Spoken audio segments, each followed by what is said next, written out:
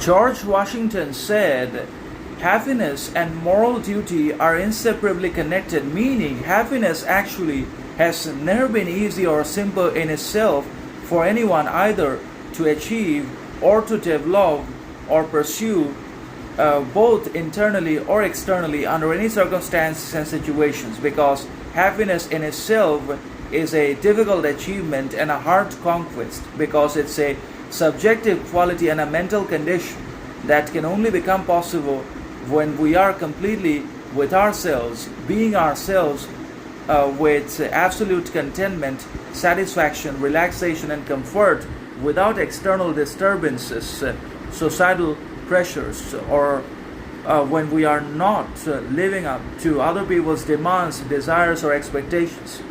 We can become untouchable and unconquerable in that moment. But it is also very true that happiness becomes possible the moment we stop giving in to internal and external demands, desires, expectations, or temptations. The moment we stop surrendering to lust, the whole world surrenders to us in one way or another, even though we don't always realize it or accept it, but it's the real truth and the harsh reality that governs all of our lives and actions and choices in one way or another.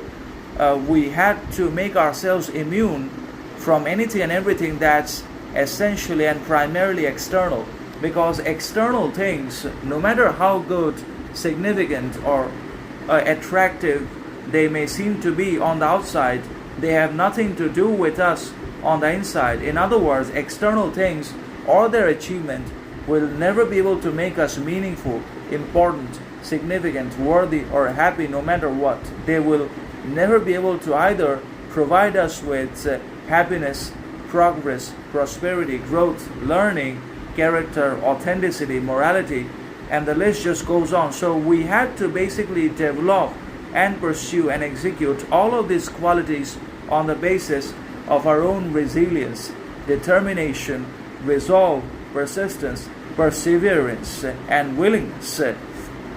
Qualities don't come from external achievements, possessions, or accomplishments. They always come from the inward power of the soul, from one's own devotion, dedication, discipline, willingness, character, and the resolve that one constantly applies and generates and regenerates and applies to difficult external situations or challenging circumstances. So that's how happiness becomes possible.